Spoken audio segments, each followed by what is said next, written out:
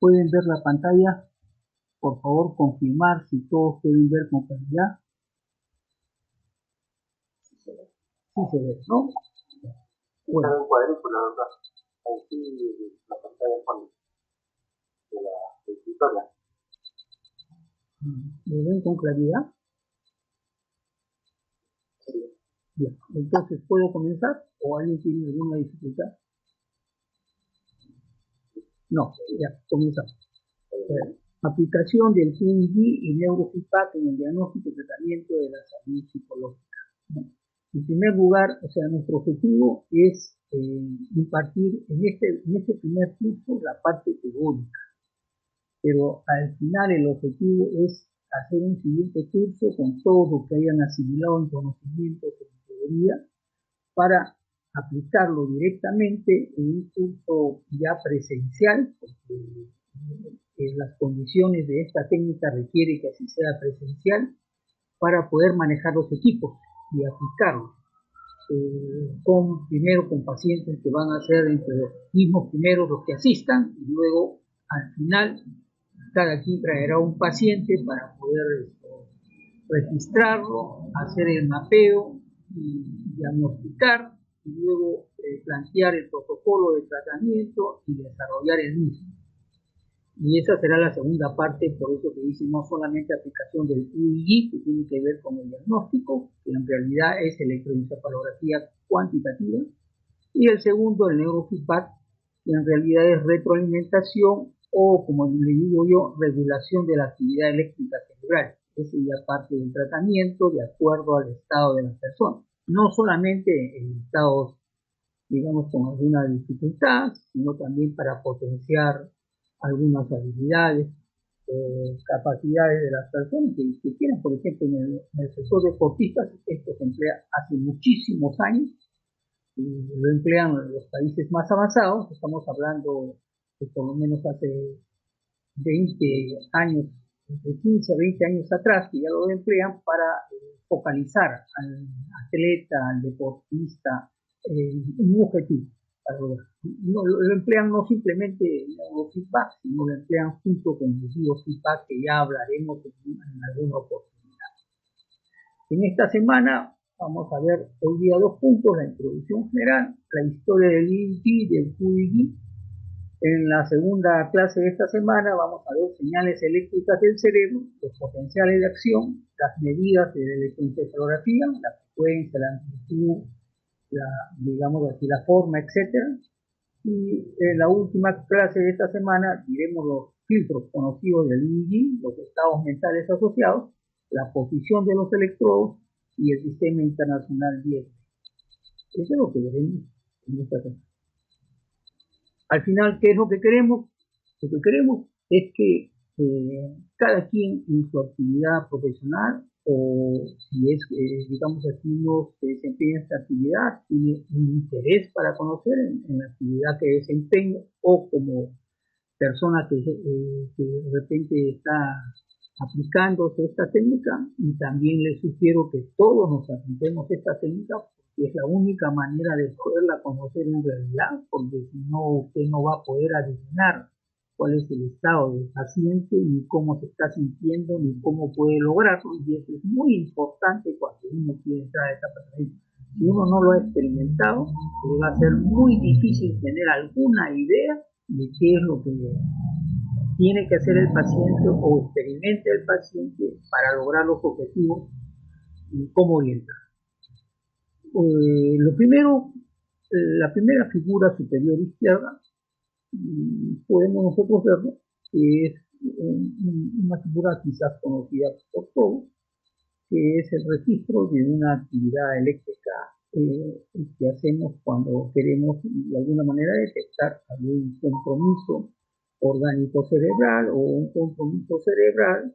Pero ahora con la tecnología, con el QEEG, ya no se hace un mero registro analógico como el que pueden ver allí en esa primera figura, es decir, tal como sale la señal, que en realidad no es así la señal de los potenciales de acción, sino esto es una transducción de la actividad eléctrica del cerebro expresada en una hoja de papel, pero que aquí ya se ha digitalizado, ¿no? Y clasificado, en este caso se llama un electroencefalograma crudo, porque ahí en cada línea, en cada puntito, en cada milésima de segundo están expresadas todas las frecuencias en cada una de las partes de los 19 puntos de cerebro con los que generalmente se trabaja.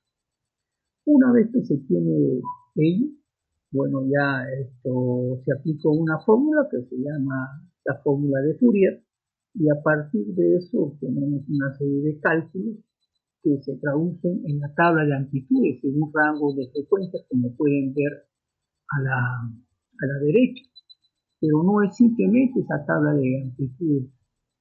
Hay tablas de frecuencias, hay tablas de porcentajes, hay tablas de potencias, pero aquí lo que quiero simplemente presentarles es que tenemos que pasar del primer cuadro en realizarlo, y luego de ello tenemos que aprender cómo se traducen esto en números, en cantidades, por eso es que es cuantitativo, ¿no? Y para eso hay que digitalizarlo, hay que aplicar esta fórmula de Fourier para poder obtenerlo, y luego cuando ya obtenemos esos números de las frecuencias que estamos midiendo, podemos luego continuar con la figura que está en la parte inferior derecha, que son lo que se llaman los mapas. Aquí están separados por ondas lentas de potenciales por debajo de 0,5 microvoltios.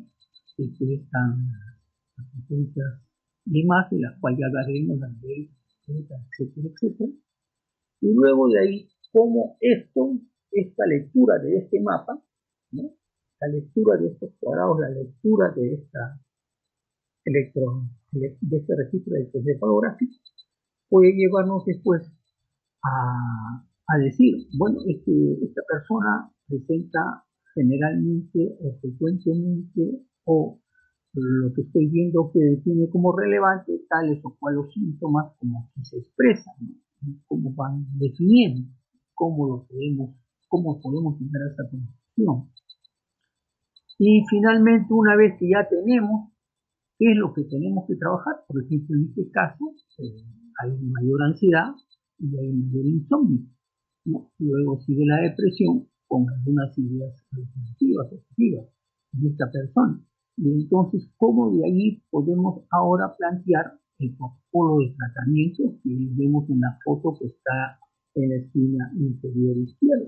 Ahí ya vemos que está poniéndose correspondiente gorra al paciente o a la paciente, y para poder ya no registrar en esta oportunidad, sino ya hacer la revelación cerebral solamente en aquellos puntos que el mapa o la tabla nos está indicando y de acuerdo a la sintomatología a la cual está asociada.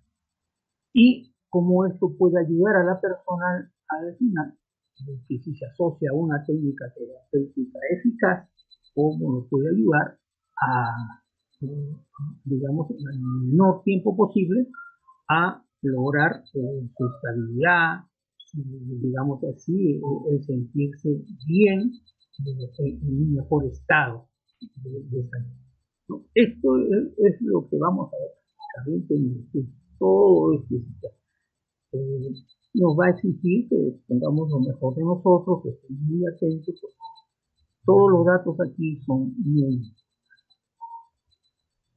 Bueno, vamos a ver aquí una introducción general.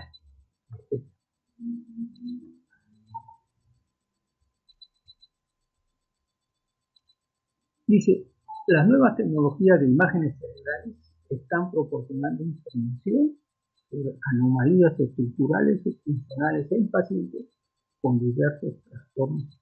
Aquí es importante dos cosas. Uno, que la tecnología, hoy hay diferentes expresiones. Ahora estamos aprendiendo más que dos. Una que es el QI y el otro que va a ser el neurociencia. Estamos aprendiendo dos de las N tecnologías que existen. Pero en este caso nos van a dar información no solamente de una estructura cerebral que está contada, digamos así, en funcionamiento, o representando tal actividad o está, digamos, funcionando de manera coherente o no coherente, simétrica o no simétrica. Y lo que también tenemos ya que ir viendo, porque lo que yo estoy viendo es que ya los países más avanzados están utilizando lo que es la neuropsicología no estructural, que es la que se enseña aquí, sino la funcional. La funcional ya tiene que ver con lo que también vamos a ver con conectomas, con HAP, con HATI, etcétera, es lo que también enriquece cuando uno conoce estos temas para poder establecer dónde poner el electrodo para que tenga la mayor eficacia. A veces se puede trabajar con un solo electrodo y con un solo electrodo se puede tener una excelente eficacia si sabe dónde se va. Para esto es necesario conocer estas estructuras, ¿no? Cerebrales y funcionales, ¿no? En uno estamos hablando, digamos, del mapa de Hoffman, en otro estamos hablando de Hackman, ¿no? Cuando hablamos de conectomas de redes, ¿no? Estas modalidades de imagen incluyen imágenes de distinta procedencia tecnológica, resonancia magnética, tomografía por emisión de positrones, y que mide la tasa metabólica cerebral. En el caso de aquí, nosotros utilizamos HF, ¿no? O PIR, o NIR, ¿no? Para medir eso, y también funciona muy bien el flujo sanguíneo cerebral regional y la unión de radioligandos a receptores de neuronas. La tomografía computerizada por emisión de fotones, las imágenes de resonancia magnética funcional, la magnetoencefalografía, la electroencefalografía cuantitativa y los potenciales relacionados a ellos. El QI topográfico y mapeo de probabilidad estadística y tomografía electromagnética de baja frecuencia. Como vemos, tenemos varias tecnologías. Aquí no están mencionadas todas. Hay estimulación eléctrica transcranial, estimulación magnética igualmente. Hay una serie de tecnologías que hoy deberían conocerse porque nos pueden ayudar, las no invasivas sobre todo, nos pueden ayudar. Y esta es muy especial porque es la de menor costo, tiene mejor resolución en el tiempo, mientras otras aquí tienen mejor resolución espacial. Eso ya lo veremos.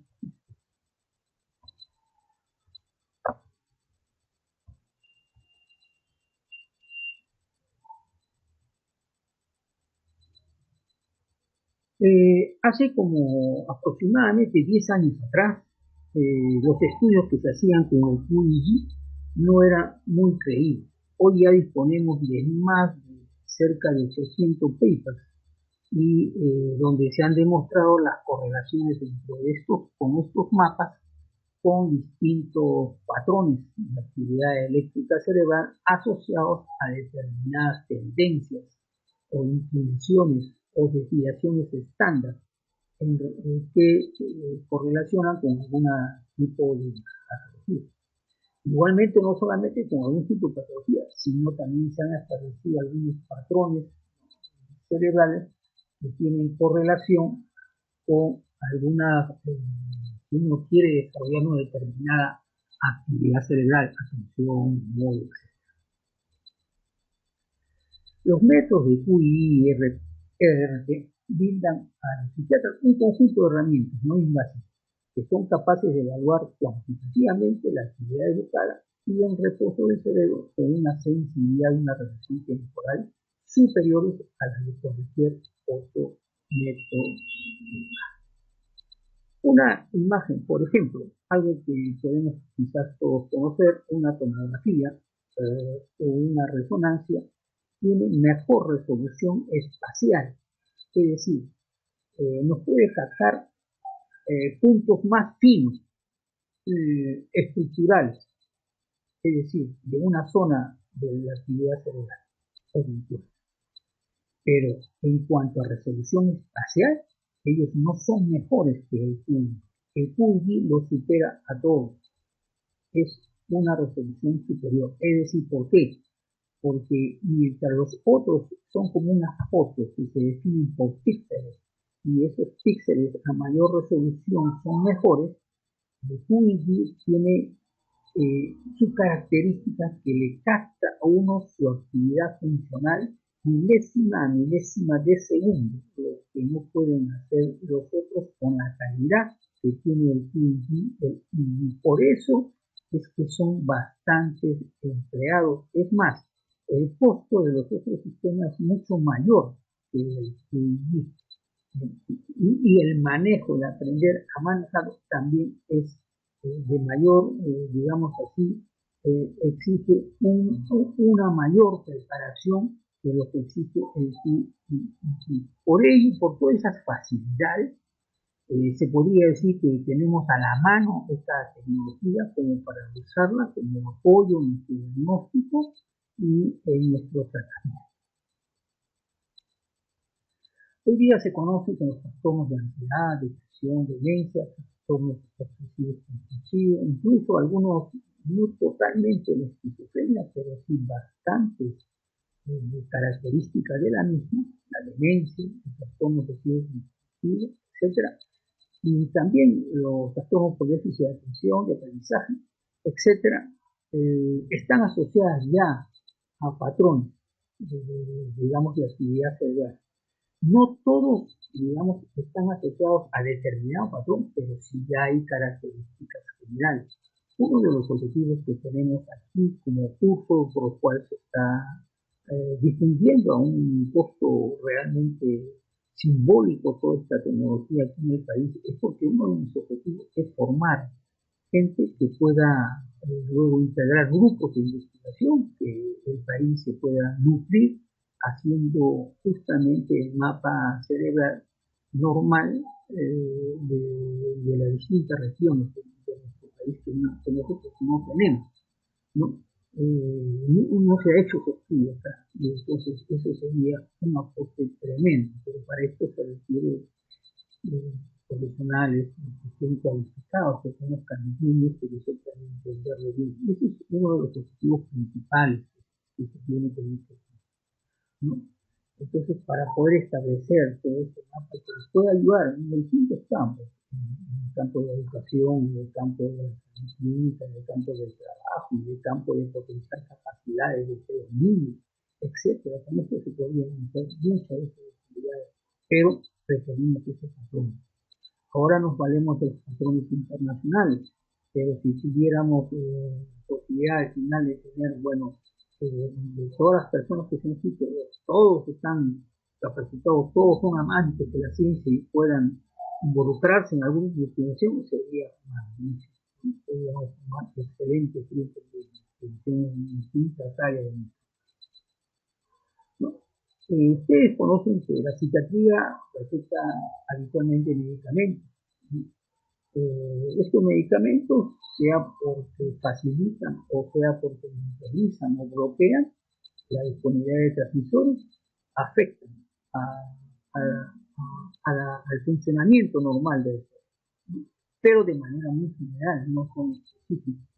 Cuando aplicamos nuestra técnica, esta técnica es muy específica. Si se sabe poner el electrodo donde debe hacer, si se sabe regular lo que se debe hacer, si se sabe manejar cuándo activar, cuánto tiempo hacer, cómo hacerlo, realmente es muy específico y muy acertado.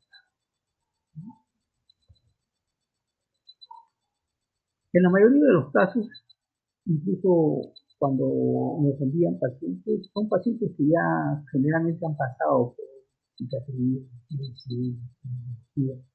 ¿no? En el cual hay muchos de los pacientes que he tratado en el pasado y en el presente, han estado tomando medicación, recetado por uno u otro especialidad médica, pero y han tenido algunos que no dan más avance, pero con esta tecnología y con otras similares, no es la única, y otras similares, abren un nuevo campo de acción, un nuevo campo de ya que los mismos pacientes lo comentan desde la primera vez, ¿no? Yo tengo varios pacientes que han estado años siendo tratados con casos más duros como psicosis. Sin embargo, se le observa que han remitido y están ahora desempeñándose normalmente y han ido a sus psiquiatras, todos les han preguntado cómo lo han logrado y bueno, pues han dejado de darle la medicación, estancia alerta con visitas, etcétera, y entonces a pesar de que están allí, digamos, ya no están recibiendo esa medicación. Otros ya, bueno, ya es por propia decisión de ellos, han abandonado completamente el tratamiento médico y ya tampoco lo visitan a uno, pero cuando se acuerdan a veces o pasan por el consultorio, se conversa con ellos y se observa de que caramba, han retomado su vida normal, ya no tienen ningún malestar de los que tenían y han sufrido y padecido durante muchos años, ¿no? También, digamos así, cuando uno quiere, conforme se vayan haciendo una diferente, no solamente mapas, sino se vayan viendo ciertos patrones regulares, también se puede establecer ciertos patrones para la selección y evaluación de lo que es, digamos, algo normal y de lo que no lo es, ¿no?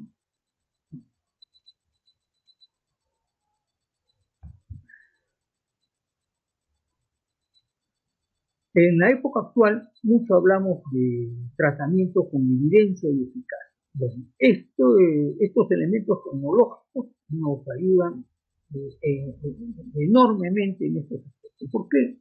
Porque medimos al paciente antes de que comience el tratamiento cómo está, hacemos su mapa, cómo sale.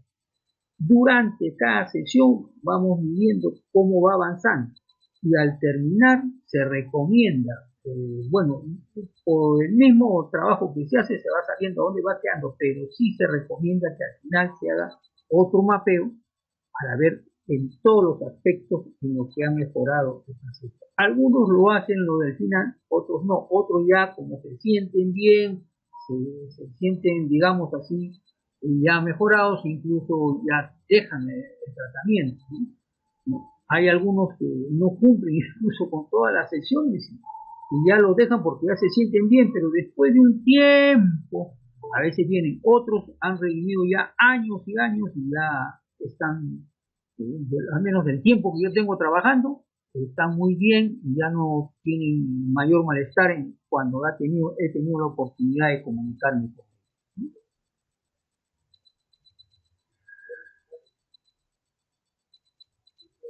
La pregunta es si me interrumpa, es que está con una reflexión logra ver. Estamos viendo la pizarra. Podemos ver más detalles, ¿no? Ya.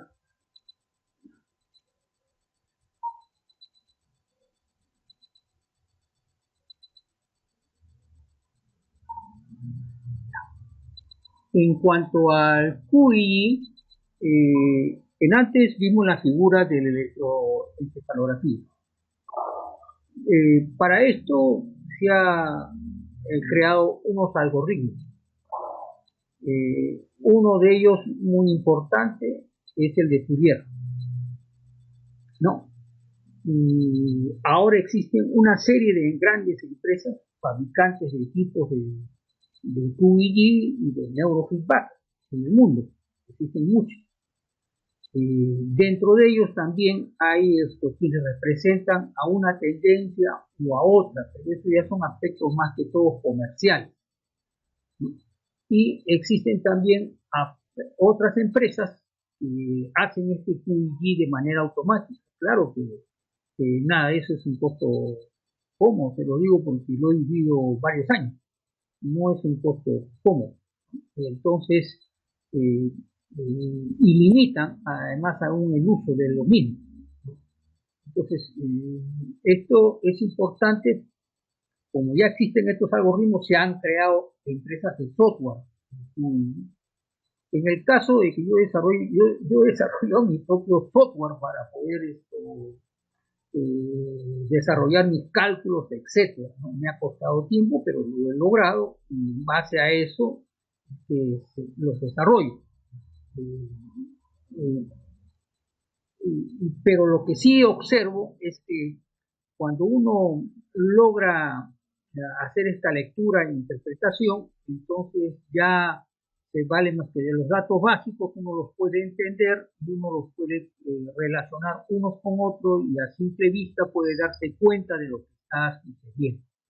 Pero es importante que se entienda que después de la electroencefalografía, digamos, tal y como se registra, se emplea una fórmula y a partir de esta fórmula, como le enseñaba en la primera figura, se convierten matemáticamente a datos estadísticos de frecuencias, de potencias, de voltajes, etcétera, de porcentajes.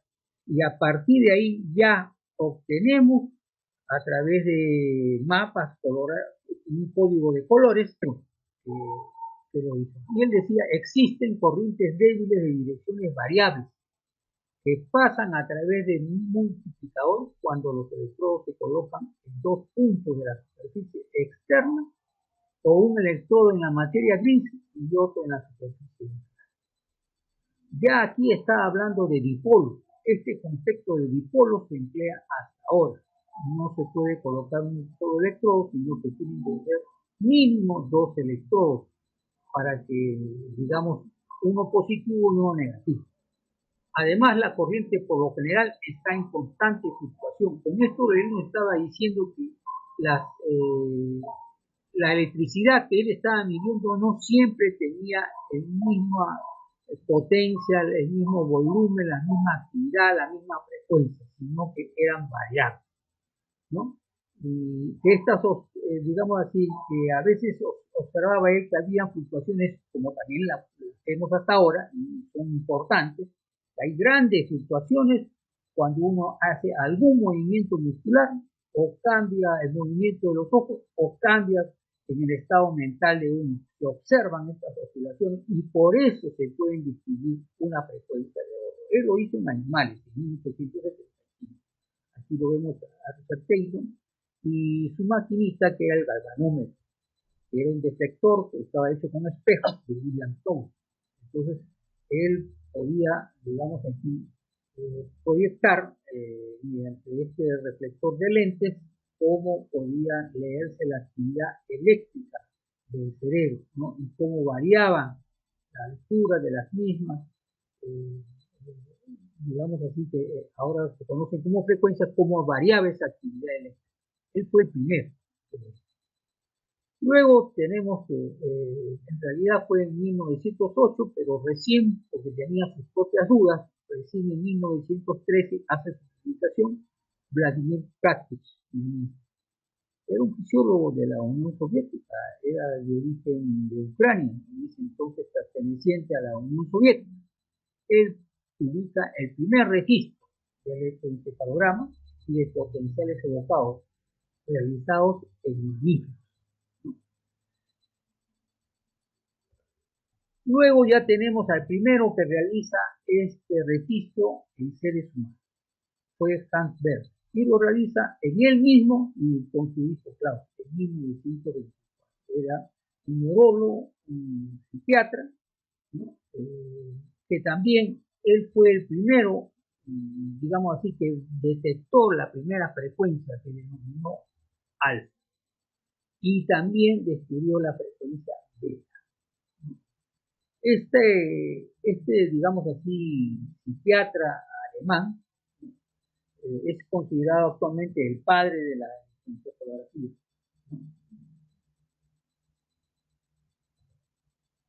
Luego tenemos pues a Brian Matthew.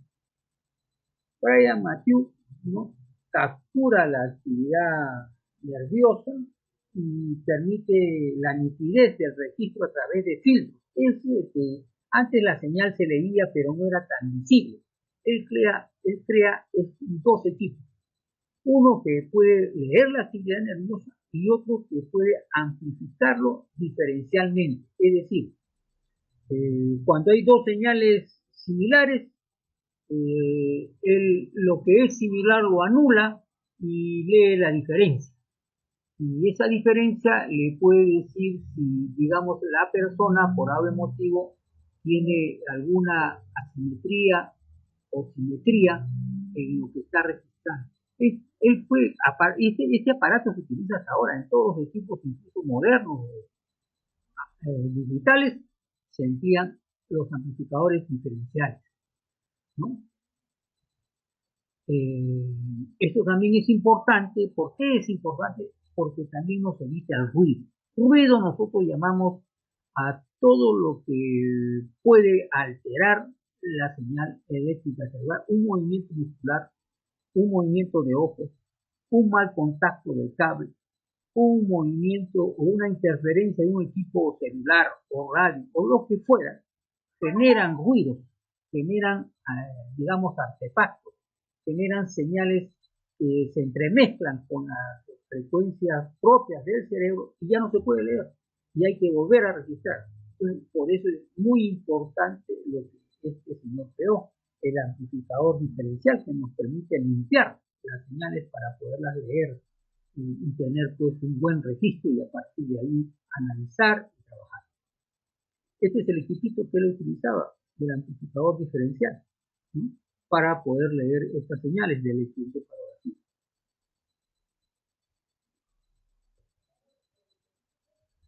Otro fue el americano Alfred Lowe. Él en realidad es una persona con muchos recursos económicos. En realidad su participación en el EEG es más que una rama de todas las ramas que él participó. Estuvo participando con Einstein, estuvo participando acerca también de, digamos, la que ahora tenemos equipos de ondas eléctricas, ¿no? Todo eso él hacía investigaciones. Él instaló su propio laboratorio, creando sus propios equipos, trayendo a sus propios científicos, a los más renombrados del mundo con él trabajó. Pero él, en el propio diseño que hizo de su equipo de electroencefalografía, él descubre en el estado de sueño el complejo K, ¿no?, que se da en el estado de sueño, y el parpadeo que se da cuando uno está, digamos así, durmiendo profundamente. Cuando estamos durmiendo, en las distintas etapas hay distintos tipos de ondas, y entonces él fue uno de los que descubrió esto. Aquí podemos ver, por ejemplo, algo que él primero observa, que es la frecuencia delta, ¿no? Es una onda amplia y lenta, ¿no? Y luego también descubre lo que ya había descubierto Hans Berger, pero él lo repite, que es la frecuencia beta, como la podemos ver ahí, ¿no? Bueno, él ayudó y contribuyó porque también describe, cuando cerramos los ojos aquí, hagamos más que un simple parpadeo y la frecuencia alfa debe subir más del doble de la que la tenemos cuando estamos con los ojos abiertos. Entonces, esta descripción de los estados alfa y no alfa en sueño y su relación con los niveles de conciencia, él fue el primero que las descubrió, ¿no? Entonces, pudo determinar cuánto es el alfa cuando uno está, digamos, en estado de sueño y cuánto es el alfa en su amplitud o voltaje cuando uno está en estado de no sueño, ¿no? Y esto es ahorita importante para lo que hoy se denomina bloqueo de alfa. El bloqueo de alfa no es más que, digamos, que el alfa presenta alguna variabilidad y cuando nosotros estamos con los ojos cerrados y pasamos a abrirlos. Cuando pasamos a abrirlos se debe bloquear el alfa. En realidad la frecuencia alfa se desarregla y la frecuencia beta entra en acción de manera, digamos, armónica. Mientras que cuando estamos con los ojos cerrados, la frecuencia que predomina es la alfa.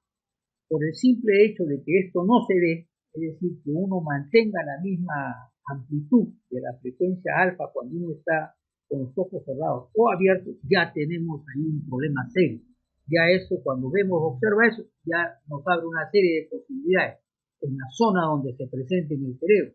Puede ser un problema de insomnio, puede ser un problema de introversión, puede ser un problema de déficit de atención, etcétera. Y eso va acompañado ya de otros síntomas, de irritabilidad, de cambio de humor, etcétera, etcétera. Depende de la zona, pero ya estudiar más que el bloqueo de alfa es algo muy, muy, muy importante.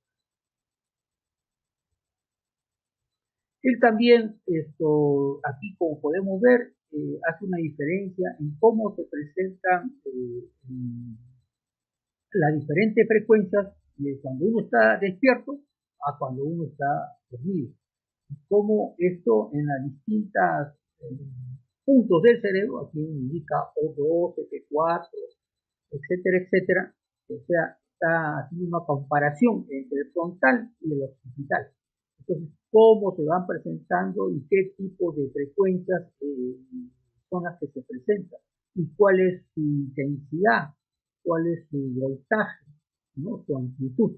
Esto nos está diciendo, y su velocidad también nos está diciendo. Esto ya lo veremos cuando estemos a una situación más avanzada, lo hago nomás para que ustedes tengan conciencia de que todo lo que ya se estudiaba en ese entonces.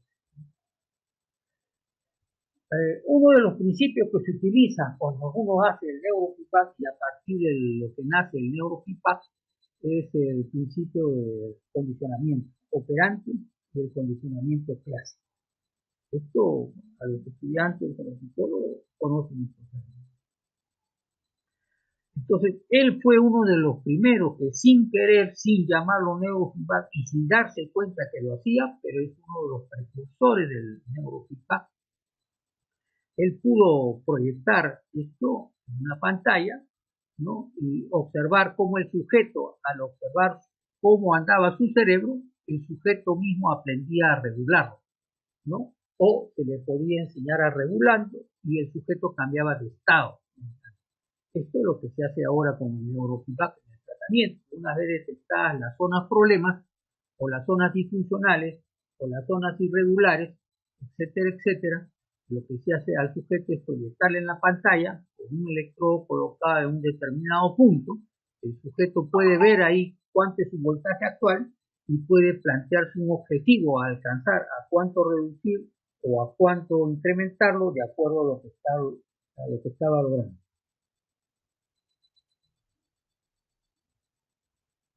Hasta aquí creo que todo está entendido, ¿verdad? Sí, sí. Vamos a detenernos ahí, vamos a hacer un descanso de unos 10 minutos para poder continuar con esta segunda parte que ya estamos entrando un poquito más, ¿ya? Y vamos a dejar ahí un descanso. A ver, podemos aprovechar para los que no se han presentado aún, puedan hacerlo, ¿no? Agradecería que encendieran sus cámaras para que también todos los conozcamos, así todavía están pendientes de presentarse.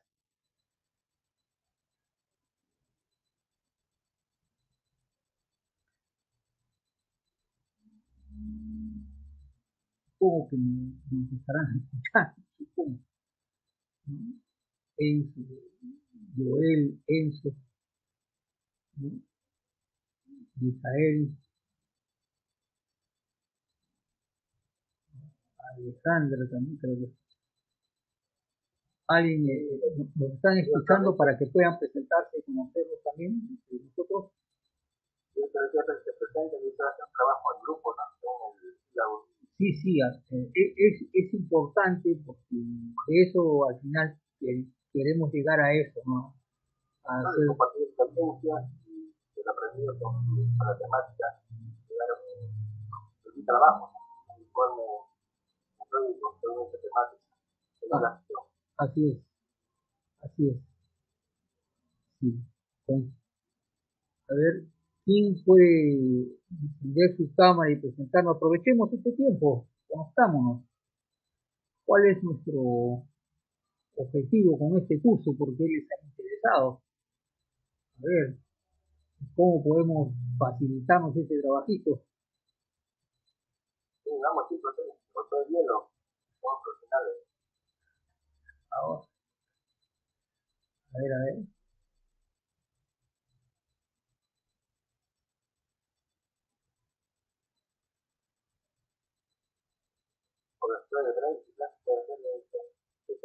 Después de Rey. Bueno, ¿qué le está pareciendo la información? En todo caso, podemos, si ustedes desean, compartir un momentito qué les parece la información que estamos intercambiando.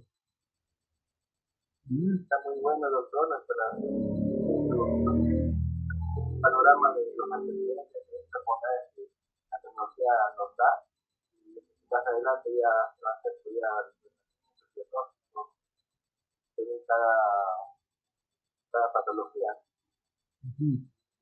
Claro, es importante conocer sus fundamentos. O sea, un profesional, un científico debe saber, porque si conoce esos fundamentos va a poder nuevamente ir a las raíces para cuando haga un estudio realmente tenga un buen fundamento.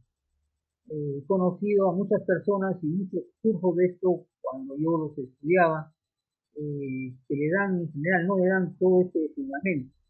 Y entonces uno después, si es que no lo averigua por su cuenta, está un poco que no entiende chino.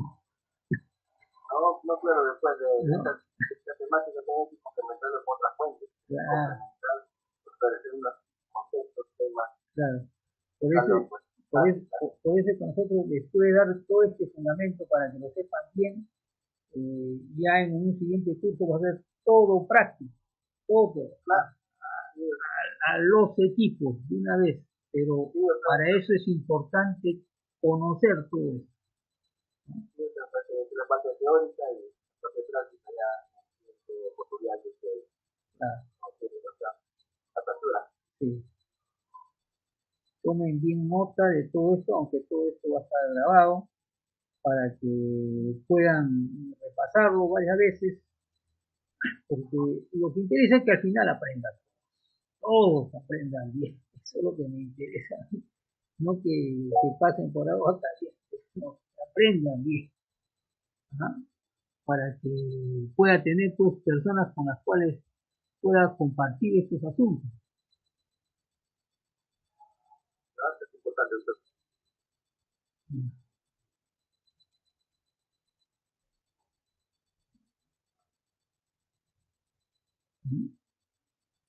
¿Alguna pregunta? ¿Se les ha quedado alguna curiosidad hasta ahí a donde hemos llegado? Doctor, ¿qué tal? ¿Se me escucha? Sí, le escucho. Buenas noches con todos. Recién puedo estar en algunos momentos. No sabía que se habían presentado. Pero bueno, mi nombre es Misael Zambrano. Soy estudiante de psicología. Ya tengo 20 años. Y me interesa este curso porque la tecnología nos ofrece estas oportunidades, ¿no? para el tratamiento psicológico y sobre todo porque la psicología se debe basar en la evidencia. Mi pregunta, doctor, para usted era, ¿dónde adquirió esa especialidad para neurofeedback o es no sé, una maestría, algo relacionado? Bueno, en primer lugar, yo he estudiado neurociencias, ¿no? Esto porque en realidad yo cuando ya estudiaba psicología, yo ya desde el primer ciclo que estudiaba, yo ya visitaba el Víctor Larco Herrera todas las tardes.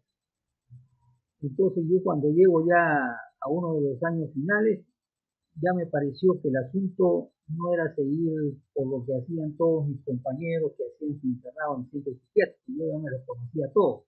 Es más, ya había experimentado con algunos pacientes de acuerdo a mis propias iniciativas o intuiciones, ¿no? Y muchas de ellas con mucho éxito. Entonces, yo ya había llegado a la conclusión de que tenía que estudiar el cerebro.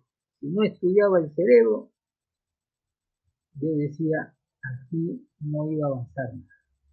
Entonces fui el primero que realiza el internado en lo que era en ese entonces el Hospital Santo Toribio de Mogovejo. Para eso hablé con los profesores de neuroanatomía y neurofisiología. Yo estudié en la PUC. Entonces, en ese entonces estaba pues un gran docente, un gran maestro para mí, el doctor Freire, ¿no? Entonces, Entonces le pedí para hacer el internado ahí, y ahí, bueno, pues yo realicé ese internado, me encantó más, desarrollé más toda esta parte de la comprensión del psiquismo a partir de la actividad cerebral, y luego ya tenían la idea de que tenía que seguir profundizando más ese conocimiento cuando terminé ahí. Muchos años me tomó ahorrarme el dinero para poder irme a estudiar a España, las neurociencias, la maestría y el doctorado. Entonces estudio en España, estoy hablando que ya del año 2007-2008, ¿no?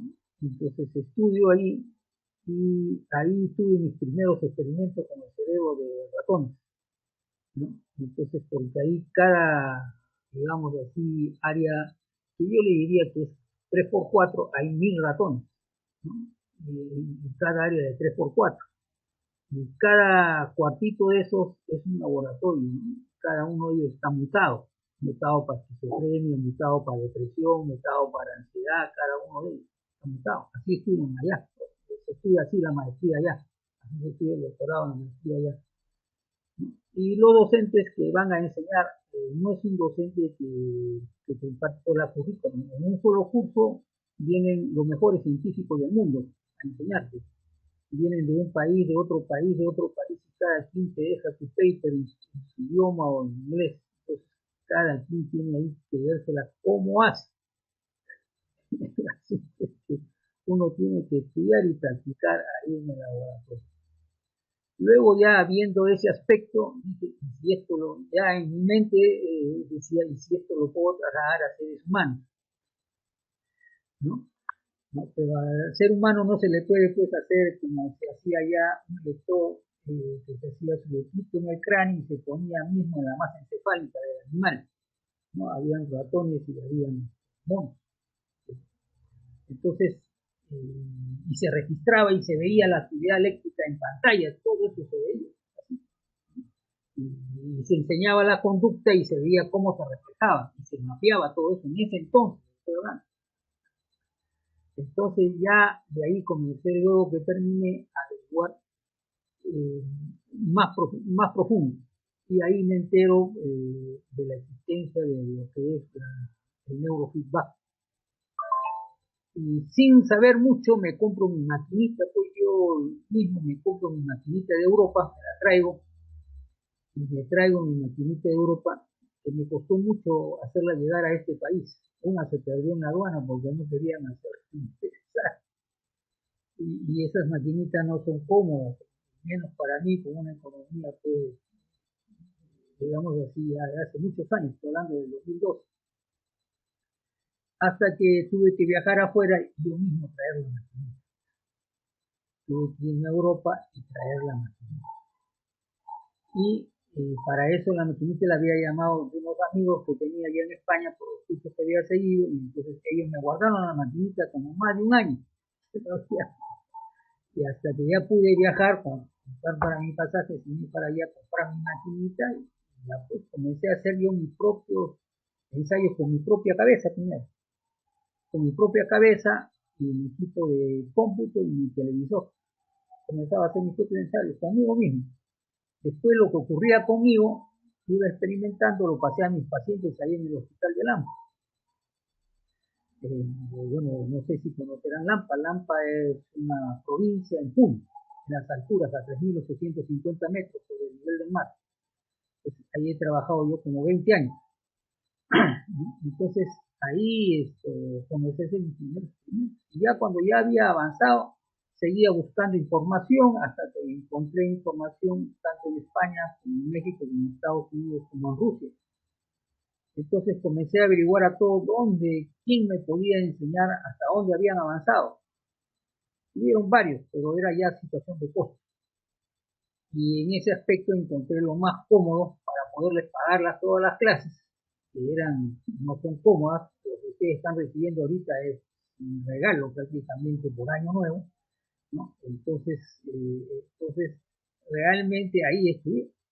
Luego con esta colega que era mexicana, allá mismo en su laboratorio de ellos, Entonces, ellos estaban más avanzados, estoy hablando del año 2012, 2012 no, 2013, fue al año que yo iba teniendo mis libros. Entonces yo llevé todos mis protocolos que yo mismo había desarrollado y todos los ensayos que yo había hecho, yo los llevé allá y allá me demostraron que habían avanzado mucho más. Entonces les pedí que me enseñaran hasta donde habían avanzado. Y como yo estuve ahí como 15 días, aprendiendo. Después ya regresé, seguí avanzando, así, hasta que ya vi un curso regular por la DCA, me matriculo en ese curso, el examen es recontra exigente, recuerdo que mis docentes me dijeron, no te preocupes si no apruebas, porque nadie de nosotros ha aprobado a la primera. Yo recuerdo que cuando vieron ellos mi nota que yo había aprobado a la primera, se quedaron asombradísimos. Es raro que aprueben a la primera. Y aprobé, y me dieron la certificación mundial, que es muy exigente, existe un estudio de neuroanatomía, neurofisiología, existe un título de psicólogo clínico, y te exigen también, digamos, estar en actividad, colegiado, o sea, te investigan bien. Como yo tenía ya todos los otros estudios, di mi examen con 100 preguntas, en idioma inglés todas, tienes un tiempo limitado, sale por la pantalla, se cortan las 3 horas y con lo que hayas contestado, tienes que aprobarlo. Y así comenzaron mis periplos. Después estudié también en España, después hice staff en Francia, ¿no? Y así fue avanzando poco a poco. Ahora ya estoy relacionado hasta con uno de los grandes eminencias en esto, que es Yuri Kopotov, ¿no? Es ruso, ¿no? Entonces, ya nos conocemos casi en todo el mundo lo que realizamos esto, sabemos quién lo realiza en cada país, ¿no? Con certificación. Esa es la historia más o menos corta de todo. ¿No? Bueno, vamos a retomar nuestro curso. Voy a compartir pantalla.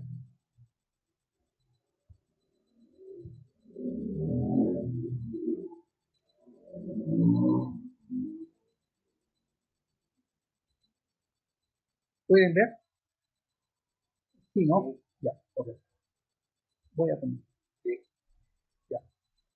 A ver, ya sabemos que Keaton, digamos así, fue el primero que registra esta zona en animales. Y Berger lo hace en humanos. ¿De dónde proviene estas, digamos así, actividades? Pues proviene de estas células que están así, estas sobre todo que están paraditas acá, son células piramidales. Las células piramidales son de la tercera y de la quinta capa. La tercera es la piramidal externa, la quinta capa es la piramidal. Entonces, cuando se capta una señal aquí afuera, se capta de miles de estas células piramidales. Se capta el conjunto. Imagínense, nosotros ponemos más un electrodo, estamos captando el conjunto de toda esa actividad que generalmente es en armonía, es sincrónica. Entonces captamos esto. La mejor manera de captar, ya les hablaré que hay tipos de montajes, todavía quizás no me entienden qué es un montaje, pero hay distintos tipos de montajes para saber cuál de ellos es la mejor manera de captar y que esté limpia de cualquier otra influencia. Pues, ¿de dónde salen estos? De los potenciales cósmicos. Nosotros podemos ver aquí que aquí hay una neurona, ¿no? Digamos así, que tiene su cuerpo, acá hay otra neurona, pero que una neurona se puede conectar con otra neurona y a través de dendritas sale el terminal axónico, se convierte a las dendritas de la siguiente, etc. Entre esta relación entre el axón y la dendrita se establece una relación que se llama sinapsis. Esa sinapsis existen vesículas, digamos así, en el terminal del axón, esas vesículas contienen todo lo que se denomina neurotransmisores y otros elementos químicos que al darse un determinada orden se generan una diferencia de potencial en la membrana, se genera una diferencia de potencial entre el estado interno y el estado de la célula y el estado externo. Ahí se generan dos, digamos así, por dos elementos químicos diferentes, el sodio y el potasio, se genera una diferencia de potencial. Esa diferencia de potencial puede ser presináptico o puede ser posináptico. En este caso son los potenciales posinápticos. Pero los potenciales posinápticos pueden ser inhibidores y excitadores. Es decir, me da una orden para que haga el movimiento de una mano o me da la orden para que detenga el movimiento de una mano. Algunos son inhibidores, otros son excitadores. Esa diferencia de potencial posináptico entre inhibidores y excitadores es lo que determina qué actividad eléctrica se expresa en la periferia, y esa es la que se lee mediante un electrodo colocado a un equipo de electroencefalografía. Aquí podemos ver, por ejemplo, el electrodo, generalmente tiene 0.5 de diámetro, un electrodo, ¿no? Son de plata, son de oro, digamos así, se recomienda que sean de oro porque tiene mayor facilidad para la lectura, es un mejor conductor. Aquí vemos la diferencia de potencial que se está generando en una sinapsis, y esa sinapsis, digamos así, esa actividad va a tener que ser leída por este electrodo. Aquí es más que de uno, pero en realidad son de miles de sinapsis que nosotros podemos leer en esta zona. Y eso se va al equipo amplificador diferencial que ya hemos visto, y de ahí pues sale el registro de la señal mediante, digamos así, cruda, ¿no? Toda en conjunto. Todavía no diferencia entre qué tipo de frecuencia es, alfa, beta, zeta, no diferencia, en cruda. Después ya existirán filtros que la van a ir diferenciando. Entonces, la electroencefalografía en realidad consiste en, digamos, un dispositivo electroencefalógrafo que permite leer la diferencia de potencial posináptica que se da entre millones de neuronas verticales que se expresan y se pueden leer en el cuero cabelludo a través de un receptor o un electrodo, ¿no? El electrodo se denomina así porque es un elemento que permite la lectura entre dos, digamos así, elementos distintos. En este caso es uno biológico y otro no biológico. Entonces, al permitir esa lectura, entonces luego se expresa en un equipo que tiene un transformador que ya hemos determinado que amplifica la señal y la se registra. ¿De dónde nacen estas actividades eléctricas? Bueno, la actividad eléctrica, primero, toda la actividad eléctrica, ustedes sabemos por estudios de neuroanatomía, de neurofisiología, que un sistema importante es la formación reticular. Es una estructura importante que a su vez dentro tiene el popular SARA, el sistema activador reticular ascendente y descendente. El sistema reticular activador ascendente pues tiene ramales que van a todo el cerebro. Esos ramales, cuando nosotros estamos despertando, se activan y transmiten y activan todo el cerebro y abrimos nuestros ojos y nos ponemos en contacto ya la corteza con el medio, con el entorno. Y cuando, digamos así, la luz del ambiente se apaga, pues cada vez va dando la orden de irse apagando. Nosotros sabemos que aquí en la parte superior, ¿no? Tenemos una estructura, ¿no? La estructura supraquiasmática.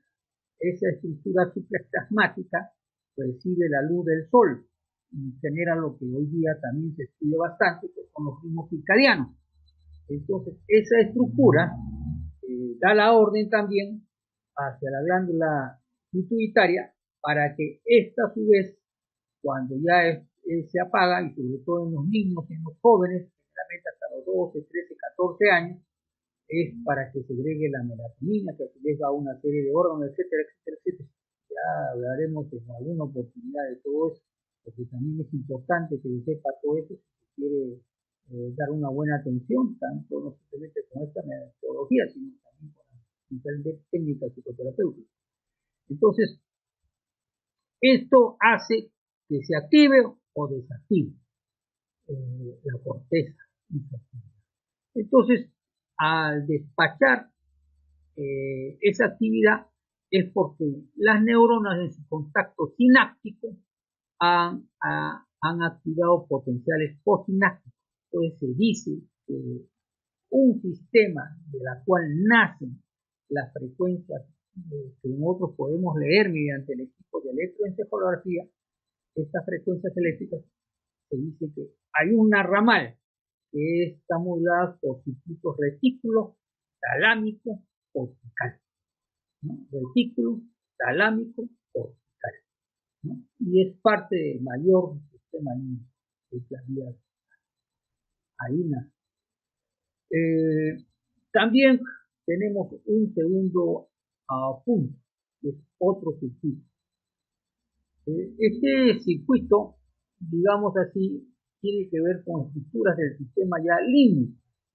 Tiene que ver con el hipotálamo, tiene que ver con el hipocampo, tiene que ver con estructuras que conforman todo el sistema límbico, ¿no? Este es el sistema reticular, igualmente, hipotalámico, hipocámpico, amigdalino, de los núcleos del prosencéfalo basal, también forman otro sistema de donde se dice que nace esta actividad eléctrica que es medida. Forman el sistema límbico, la vía ventral. Mientras que el primero es la vía dorsal, este es la vía ventral. Debemos recordar que por neuropsicología o neurofisiología, si nosotros nos tocamos la espalda, es el dorso. Si nosotros nos tocamos el pecho, es la parte ventral. Igual es en el cerebro. Si nosotros tocamos la parte de arriba del cerebro, la prolongación de la espalda es el sistema dorsal. Y si nosotros nos tocamos la parte interna del cerebro, es el área ventral.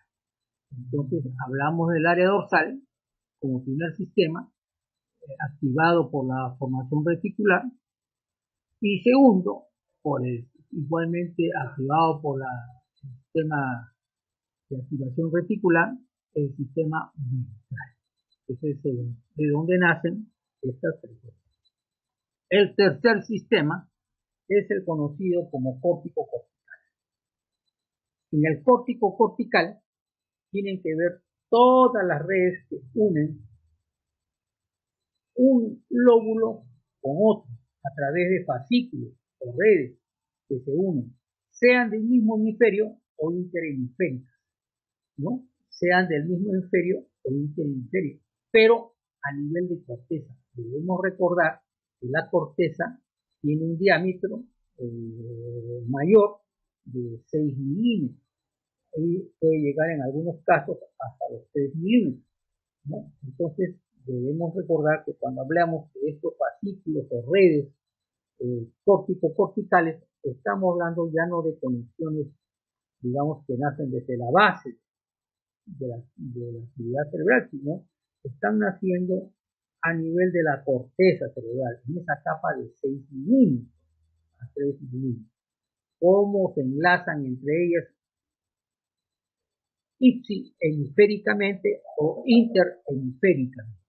Esa sería la tercera rama de donde nace la actividad cerebral.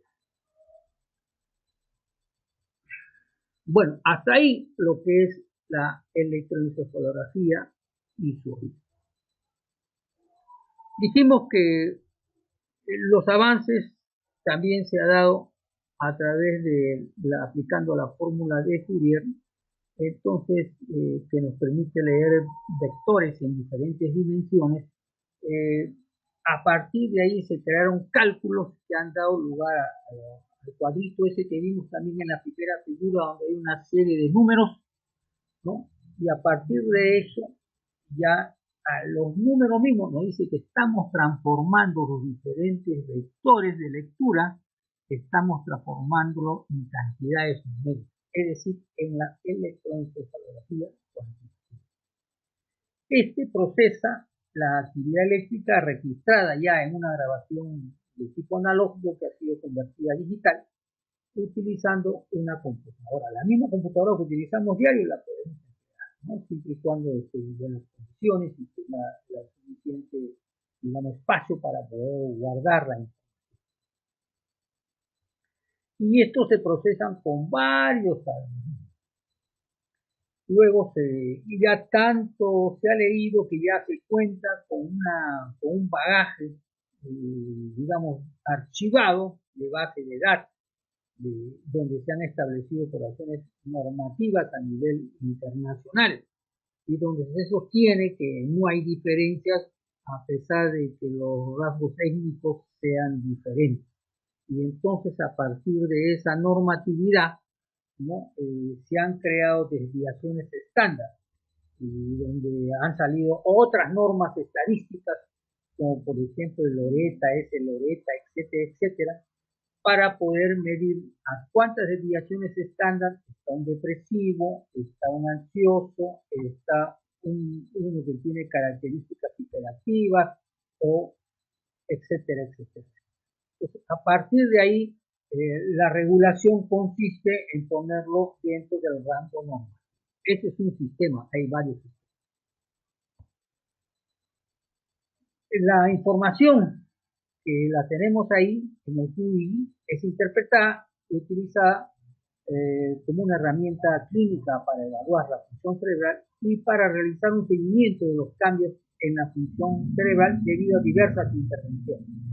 Es decir, esa información es importante para realizar un neurofeedback, para realizar una psicoterapia, para realizar una medicación. Es decir, que si nosotros, por ejemplo, yo en varias ocasiones, cuando he laborado ahí en salud, he mandado el mapa con la interpretación de ver, por ejemplo, me enviaban a hacer un examen neuropsicológico, yo hacía todo el procedimiento normal del examen neuropsicológico y agregaba también el mapeo cerebral, donde también le mostraba con evidencias al médico neurólogo, al psiquiatra o de donde venía la solicitud de ese informe, que alteraciones de la actividad cerebral presentaba la persona asociados a su depresión, asociados a su ansiedad, asociados a su déficit de atención, etcétera. Entonces, esto es un elemento objetivo, ¿no? Ellos, en base a eso, a veces llamaban, a veces no llamaban, la medicación ya la daban, digamos, más orientada, aunque la medicación es un poco general, pero ya lo tenían en cuenta. Eso es de una parte. Y otros lo tenían en cuenta cuando generalmente, cuando se trataba en algunas personas que ya las conocía como colegas profesionales, les explicaba que mejor era aplicar tal tipo de técnica en tal persona terapéutica para que pueda tener un efecto. O le decía, mira, ve, yo en primera parte emplea esta técnica, como segunda parte emplea esta y como tercera parte esta, para que tengas el menor tiempo posible una eficacia más. Con el QI no solamente se obtienen estos datos de mapeo, ¿no? Sino también se pueden leer no solamente voltajes, se pueden leer potencias, se pueden leer coherencias, se pueden leer fases, se pueden leer asimetrías, se pueden leer simetrías. Esto por ahora no tienen que preocuparse, esto ya es más avanzado, pero les digo que no nos da simplemente una información básica, como la que estoy hablando de amplitud, de voltaje, sino nos da una diferentes que sirven para diferentes tipos de abordaje del paciente según lo que tenga, ¿no? Según lo que tenga. Por ejemplo, En el caso estamos hablando, por ejemplo, de niños con casos autistas, se debe trabajar mucho la coherencia, ¿no? La coherencia. En el caso, digamos así, por ejemplo, de depresivos, se debe trabajar mucho la simetría, se debe trabajar mucho la asimetría. En el caso, yo desee, por ejemplo, trabajar con personas que tienen déficit de atención y hiperactividad, también tengo que trabajar bastante la sincronía, tengo que trabajar bastante la sincronía. Pero esto ya se verá más adelante. Ahora, simplemente como una información, que todo esto puede hacerse con el fluido.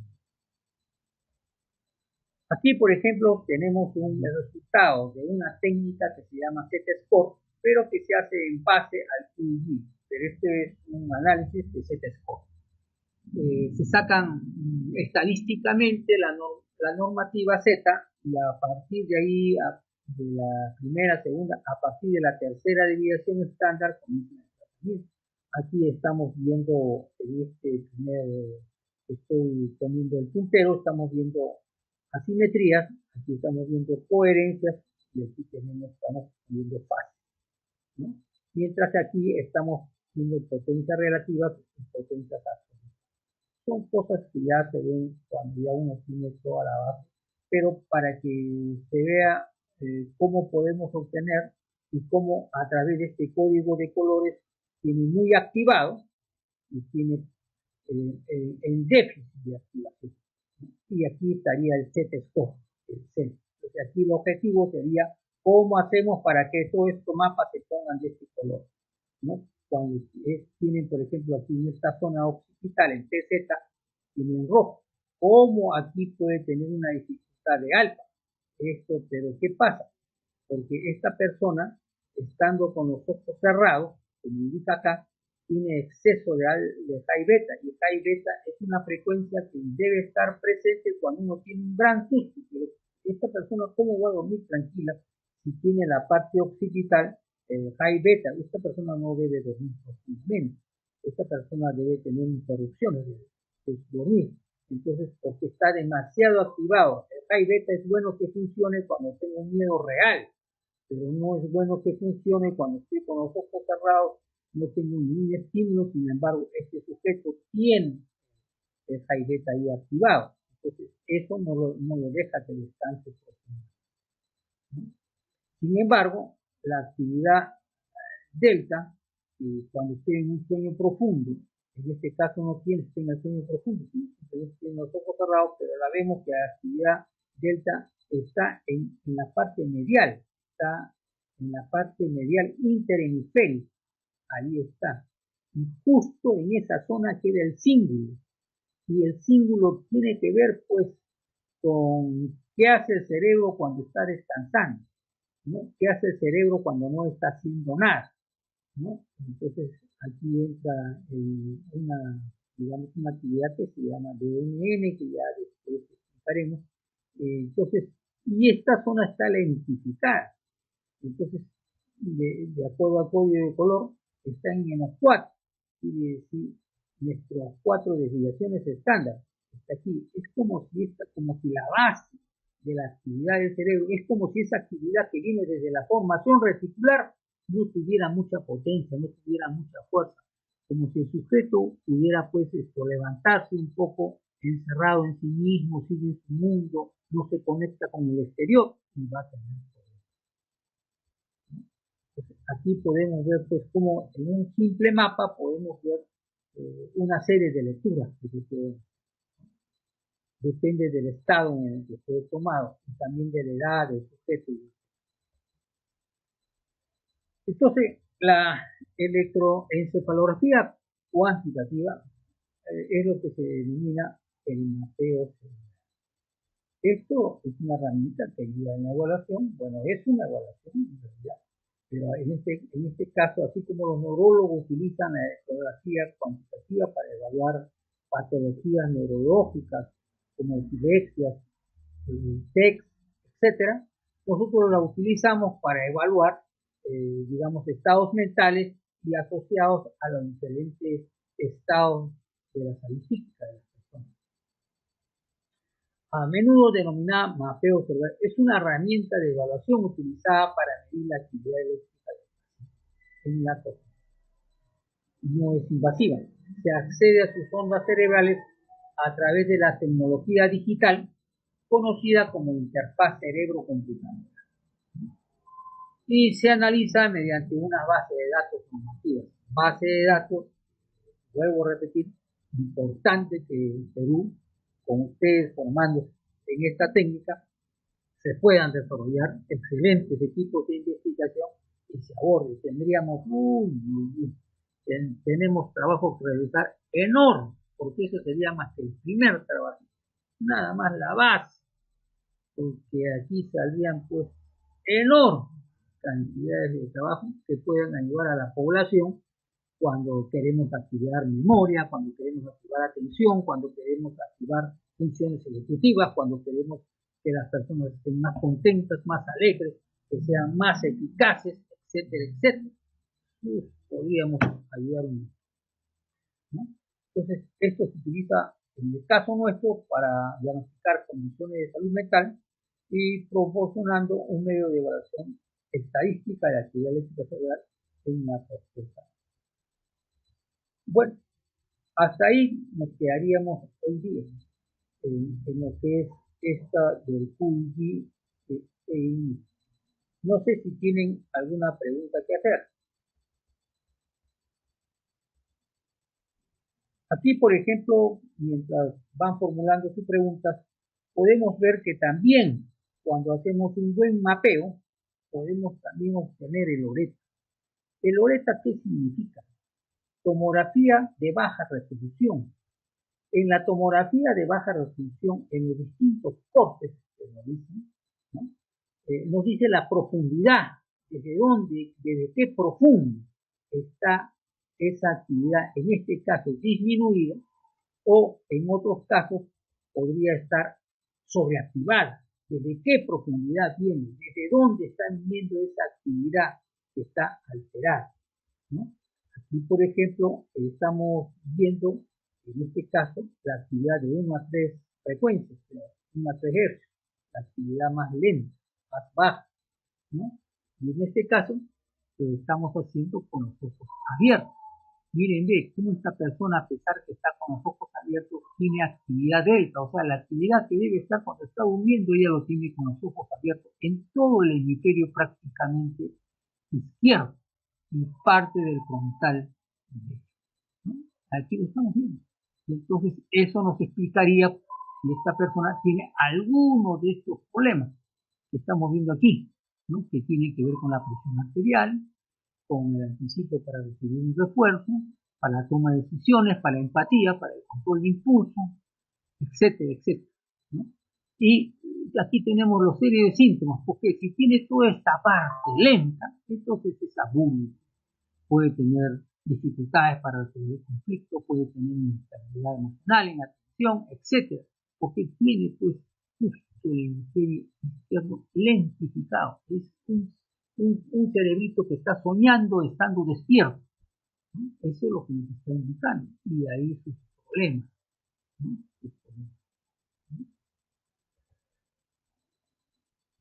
Aquí tenemos pues la actividad teta que va de 4 a 7 Hz, como lo dice, pero estas son frecuencias lentas.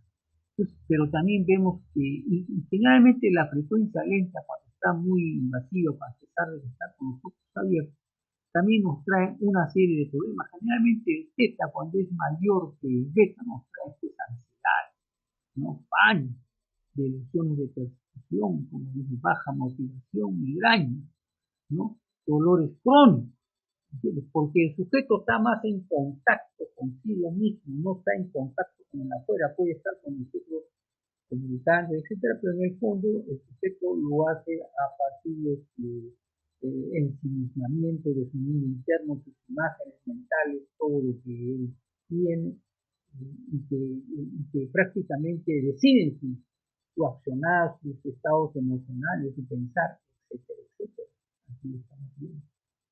Esto lo tenemos con una, digamos, con una técnica que también estas cenas no crean que estamos empleando otros equipos, estamos empleando el mismo tipo de mapeo cerebral y con estos mismos mapas vamos a poder regular, ¿no? Las zonas que tenemos que hacer, ¿no? Con el neurofeedback lo podamos a poder regular. Aquí tenemos, por ejemplo, la frecuencia alfa, donde también nos está indicando la profundidad de dónde están haciendo este alfa, ¿no? Y qué funciones, qué defectos se puede estar presentando. Hasta aquí podemos ver que hay las tres ondas, las dos ondas lentas, la tercera, la onda media, como están con bajas intensidades debajo de los promedios que exigen ser reguladas, ¿no? El beta bajo ya comienza a disminuir menos, digamos, áreas cerebrales, pero ya sabemos que está afectando pues la zona del lenguaje, la zona de la memoria, la zona pues del cálculo, las zonas que tienen que ver también con todos los procesamientos de percepción de una visión, ¿no? Y el beta alta, este es el beta regular y este es el beta, aquí miren, el beta alta generalmente se ve en estas frecuencias a las personas que están con muchos sustos, muchos temores, muchas situaciones, digamos así, miedos con traumas. Y generalmente cuando se observan en estas zonas temporales nos hacen ver que hay situaciones traumáticas, ¿entiendes? Que está guardando.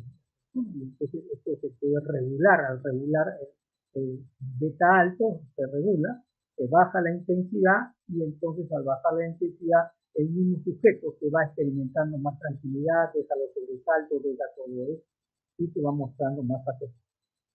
Y por último el gamma. El gamma generalmente se presenta cuando el sujeto tiene grandes asuntos que atender, que resolver, o su cerebro está andando a grandes velocidades porque está con una serie de vectores que está entrelazando, trabajando entre ellos. Entonces ahí presentan las personas este. Aquí ya tenemos un resumen de la frecuencia alfa estrella, ¿no? Alfa con los ojos cerrados. Antes les hablé del bloqueo de alfa, ¿no? El alfa debe estar más estresado cuando está con los ojos cerrados en la parte posterior que en la anterior, ¿no? Entonces aquí debe estar más acentuado el alfa que en adelante. Cuando digamos así no es así, es porque el sujeto no tiene un descanso profundo, ¿no? Tiene un descanso, digamos así, superficial. Y eso a su vez le trae consecuencias ya cuando está en un estado de vigilia, le trae consecuencias para su funcionamiento. Bueno, aquí nuevamente estamos viendo el resumen de todo esto.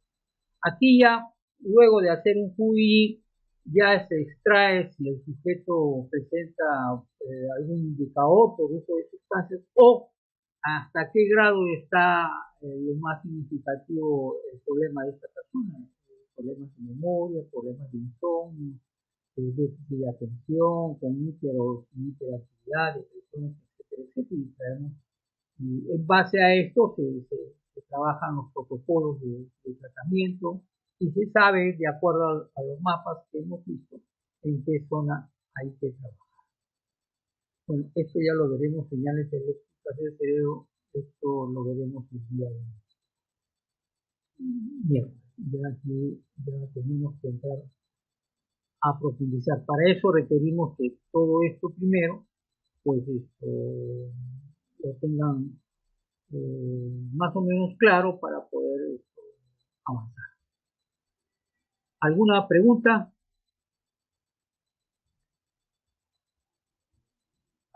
Sí, doctor, es necesario aprender los algoritmos, o el programa propiamente dicho lo saca, lo brinda ahí durante el mapeo. Ya. La máquina desarrolla, hace la lectura y lo filtra empleando diferentes algoritmos. Y eso nos da las cantidades. ¿Está claro? Ahora, hasta ahí nos ayuda la máquina. ¿Está claro? Ahora, ¿cómo entendemos esos números que arrojan como resultado? Ahí sí tenemos que aprender. Porque existen patrones. Si ustedes se han dado cuenta en el temario que les he dado, al final hay una bibliografía, ¿verdad? Entonces, esa bibliografía es importante que si alguna de ellas pueden tener acceso, le den su repasito, porque todo eso ha sido estudiado, todo eso son puras investigaciones las que estoy poniendo ahí, de cómo se ha ido descubriendo cada cosita y se ha ido demostrando. ¿Estamos? Por eso les he puesto esa bibliografía. Además, como que el objetivo es formar grupos que todos participen en la investigación, somos peruanos, a Perú hay que hacerlo avanzar, tenemos a nuestra gente, hay que sacarla adelante, de abajo, a todos, de la niñez. Entonces, si queremos hacer eso, no lo vamos a hacer pues con estados emotivos, entusiasmo, eso nos ayuda, pero no nos da la solución. La solución nos da el conocimiento, y el conocimiento necesitamos pues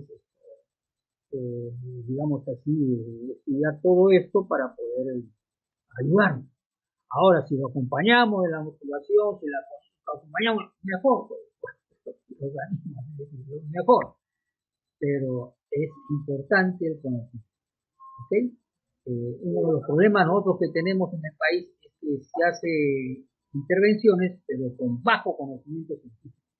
Y como se hace como un bajo conocimiento científico, nuestros resultados son los resultados pues, del lugar que ocupa el Perú en el mundo en la educación, ¿no? Para que ocupe uno de los primeros tenemos que contar de abajo hacia arriba. Pero el Perú está por eso, porque es mucho de entusiasmo, pero poco de ciencia. Esto es, yo estoy viendo lo de la mano y estoy viendo paso a paso, porque lo que quiero es profundidad de conocimiento, para que lo puedan hacer por ustedes mismos, para que se sienta el gozo de cada uno cuando hace su trabajo y lo entiende y lo comprende. ¿Entiendes? Conozco muchas de estas personas en el mundo, pero que no tienen el conocimiento profundo. Tienen el conocimiento ya. Dime cómo se hace esto, dime qué tengo que hacer, nada más. Ya. Son aplicadores, pero no entienden el sustrato. Ustedes ténganlo en consideración que si ustedes siguen el curso, repasan esto, etcétera, se alimentan un poco de geografía, ustedes van a entender profundamente y los peruanos tendremos buenos terapeutas vinculados a la última que hay en Perú. Tendríamos muy buenos porque comprendemos, es más, cada quien va a poder desarrollar más poder. ¿Entiendes? Es lo que quisiera que tuviera nuestro país. Un nivel de especialidad. Claro, un nivel de especialidad, pero estoy dándoles digamos así, de esta importancia de tener esta base. Para especialidad, esta base es fundamental, conocer la vida. ¿Ya?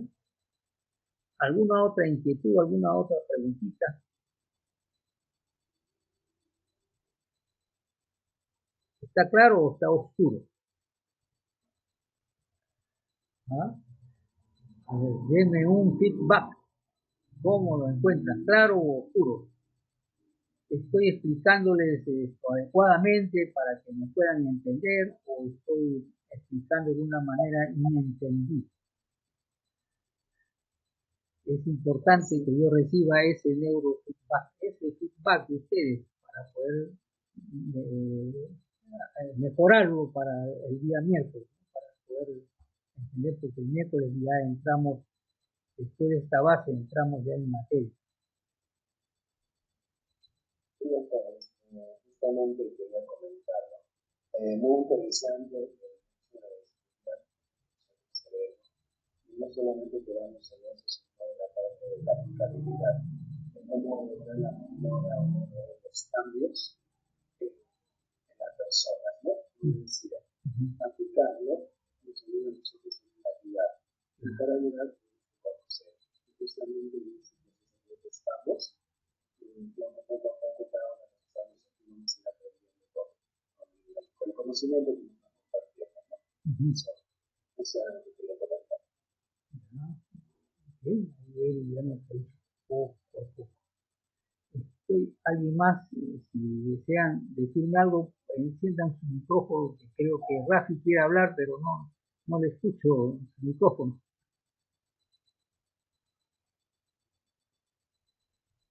Rafi, no sé si quieres decir algo. Está apagado tu micrófono. ¿Alguien quiere decir algo? ¿Alguien quiere aportar?